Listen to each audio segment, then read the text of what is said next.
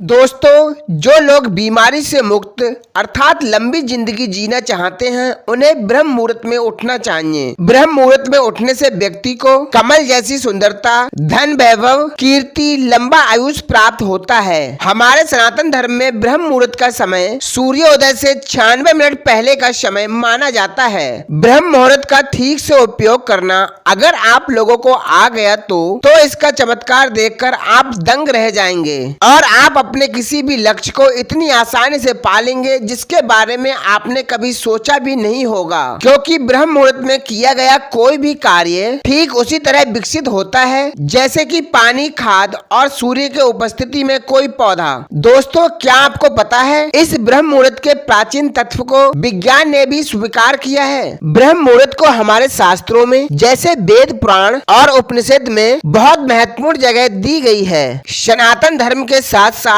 दूसरे धर्मों के लोग भी इस समय को प्रार्थना, धार्मिक अध्ययन, ध्यान, मनन, चिंतन और आयोजन के लिए महत्वपूर्ण माना है। तो अब हम आपको यह बताएंगे इस समय के दौरान ब्रह्मांड में ऐसा क्या होता है जो ब्रह्म मुहूर्त के समय को इतना पावरफुल बनाता है। पहला है अच्छे दिन की शुरुआत। हम हमेशा अपने कार्यों की शुरुआत शुभ मुहूर्त ही देखकर करते हैं, जैसे कि शादी करना, गृह प्रवेश करना आदि। तो फिर हम अपने महत्वपूर्ण दिन की शुरुआत एक अच्छे मुहूर्त से क्यों ना करें। एक मुहूर्त 2 घड़ी का होता है। 1 घड़ी बराबर 24 मिनट और 2 घड़ी बराबर 48 मिनट और 48 मिनट बराबर 1 मुहूर्त। इसी प्रकार एक दिन में 24 घंटे में 30 मुहूर्त होते हैं। दोस्तों, एकाग्रता के लिए योगी और मुनि लोग एकांत की तलाश में पहाड़ों की गुफाओं में चले जाते हैं, लेकिन हम संसारियों के लिए परमात्मा ने एक ऐसा समय दिया है जिसमें पूरा ब्रह्मांड लक्ष्य प्राप्ति में हमारी सहायता करता है और वह है ब्रह्म मुहूर्त। तो आइए जानते हैं ब्रह्म मुहूर्त हमारी कैसे मदद करता है। सनातन धर्म एक वैज्ञानिक पद्धति है और इस पद्धति में बताया गया है कि शाम का 6 से 9 का समय रुद्र काल है, जिसमें कभी भी सोना नहीं चाहिए। 9 से 12 बजे का समय है राक्षस काल, जिसमें हमें किसी भी हालत में जगे हुए नहीं होना चाहिए। 12 से 3 बजे का समय है गंधर्व काल, जिसमें हमें गहरी नींद आती है और 3 से 6 बजे मनोहर काल के दौरान हमें हर हालत में बिस्तर छोड़ देना चाहिए कि मनोहर काल के दौरान हमारे इस यूनिवर्स में कॉस्मिक एनर्जी यानी कि विश्व शक्ति का संचार सबसे ज्यादा होता है और इस दौरान किया गया मेडिटेशन इतना पावरफुल होता है कि आपको कुछ दिनों के अंदर ही स्पेशल एक्सपीरियंस शुरू होने लगेंगे। आपकी विश्व शक्ति का लेवल इतना बढ़ जाएगा कि आप अपने कॉन्शियसनेस इंटेलिजेंट में इसका असर देखने लगेंगे और ज्यादा से ज्यादा कॉस्मिक एनर्जी पाने के लिए साधु, योगी ब्रह्म मुहूर्त के दौरान मेडिटेशन करते हैं। अब ऐसा बिल्कुल नहीं कॉस्मिक एनर्जी पाने के लिए आपको मेडिटेशन ही करना जरूरी है, बिल्कुल नहीं। अगर इस समय के दौरान पूरे फोकस के साथ किया गया कोई भी कार्य, चाहे वो पढ़ाई हो या फिर किसी बिजनेस के बारे में कोई प्लानिंग हो या फिर मेडिटेशन हो या फिर कुछ भी हो, आपको उस काम के रिजल्ट एक्स्ट्रा ऑर्डिनरी ही मिलेंगे। कॉस्मिक एनर्जी के बाद ब्रह्मांड हमें दूसरी चीज देता है, वो है कम से कम ध्वनि प्रदूषण। क्या आप जानते हैं कि तेज आवाज का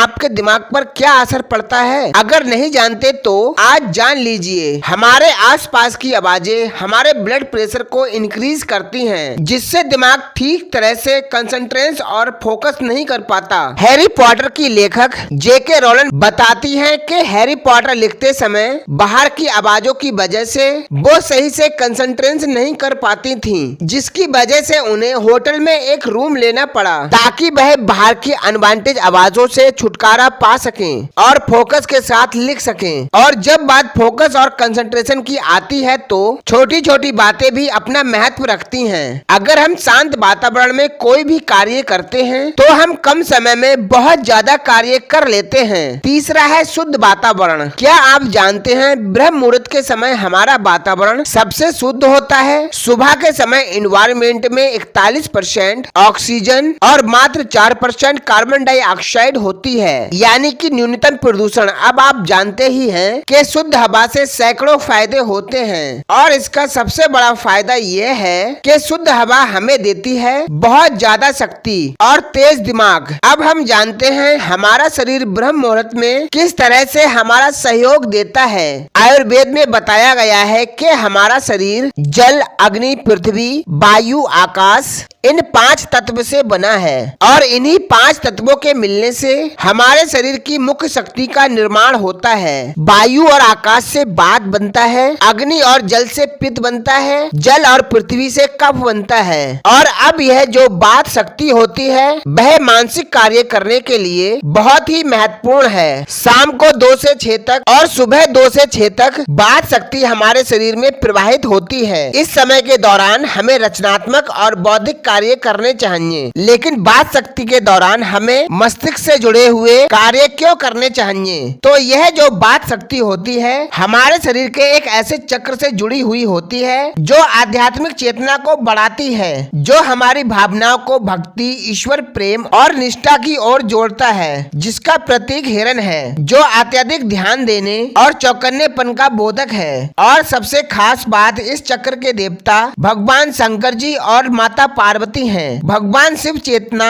और माता पार्वती प्रकृति की प्रतीक हैं, जिससे हमें ब्रह्म का ज्ञान होता है। और इस चक्र का नाम है अनाहत चक्र। और जब ब्रह्म मुहूर्त में बाह्य शक्ति हमारे शरीर में प्रवाहित होती है, ऐसे समय पर हम कोई बौद्धिक कार्य करते हैं तो यह अनाहत चक्र भी अपना प्रभाव दिखाना शुरू कर देता है। अनाहत चक्र का रंग हल्का नीला आकाश का रंग है। एक अच्छी नींद के बाद ब्रह्म मुहूर्त में दिमाग अति क्रियाशील होता है। यह एक ऐसा समय है जिसमें ब्रह्मांड और हमारा शरीर अति क्रियाशील होते हैं। हमारा शरीर प्रकृति के नियमों के बनाए अनुसार ही चलना चाहिए। इस तरह हमारे ऋषि मुनियों ने ब्रह्म मुहूर्त में उठने की सलाह दी है।